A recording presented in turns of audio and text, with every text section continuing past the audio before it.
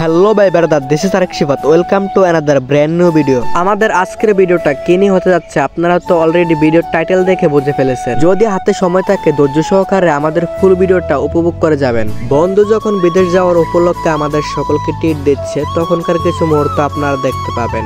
এখন আমরা গাড়ি থেকে নেমে চলে আসলাম বাজারে। এখন আমরা বাজার করে নেব। বন্ধুরা আমাদের আজকে ভিডিওটাতে অনেক মজা হবে, আপনারা শুধু দেখতে থাকেন। এখন আমরা চলে আসলাম একটা চাউল মশলার দোকানে। আমরা যেহেতু বিরিয়ানি করবো সেহেতু আমরা এখন নিয়ে ফেলবো চাউল, মশলা, তেল, হাবিজাবি প্রয়োজনীয় সবকিছু। আমাদের তেল, চাউল, মশলা কিনে নেওয়া ডান। এখন আমরা চলে আসছি একটা কাঁচা বাজারের দোকানে। এখান থেকে আমাদের নিতে হবে কিছু পরিমাণ রসুন, কিছু পরিমাণ পেঁয়াজ। সো আমাদের অলরেডি পেঁয়াজ, রসুন কিনা ডান। এখন আমরা চলে যাবো আরেকটা কাঁচামরিচ এবং শসার দোকানে। তো বন্ধুরা আমাদের শসা, কাঁচামরিচ, লেবু কিনে অলরেডি ডান। এখন আমরা চলে যাবো একটা মুরগির দোকানে। তো বন্ধুরা আমরা এখন অলরেডি চলে আসছি মুরগির দোকানে। এখন দেখতে পাচ্ছেন দুইটা মুরগি আমরা পাল্লায় নিয়ে ফেললাম। অলরেডি সোলামোলা ডান। এখন আমরা চলে যাচ্ছি আমাদের, কারণ বাজার করে অলরেডি ডান। এখন আমরা চলে যাবো বাসায়। তো বন্ধুরা বাসায় এসে আমরা সব বাজার সদাই খুলে দিলাম আর আপনাদেরকে দেখানো শুরু করলাম। এখন এগুলো আবার চলতে হবে, সবগুলা কাটতে হবে। সব বাজার সদাই কাটটা চুল্লা এগুলারে মানুষ করতে হবে। তো গাইস আপনারা দেখতেই পাচ্ছেন আমাদের দক্ষ অভিজ্ঞ একজনে লাগাইছে মুরগি কাটার মধ্যে। এতে মুরগিগুলো কাটটা মানুষ করে আলবেদাছে। তো দেখতে তো পাচ্ছেন ওই দিক দিয়ে আরেকজন পেঁয়াজ চলতেছে, ওই দিক দিয়ে আরেকজন রসুন চলতেছে।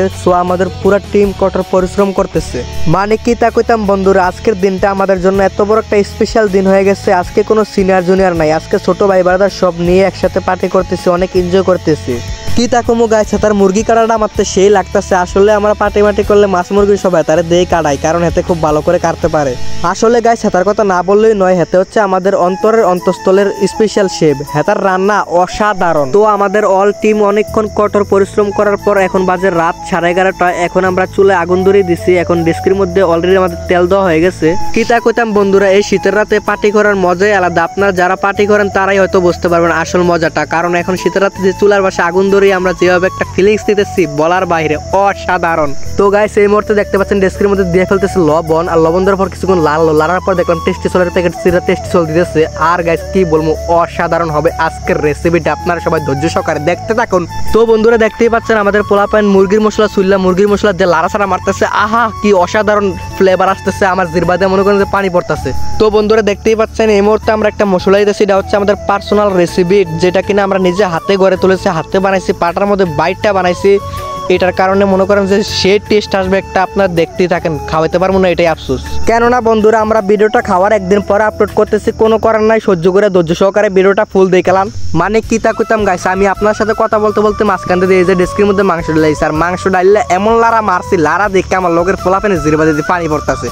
তো বন্ধুরা 2-3টা লাড়া দিয়ে আমার চোখ দিয়ে পানি পড়তেছে, এই জন্য আমি লাড়া মারা থেকে ভিডিও করা শুরু করে দিছি।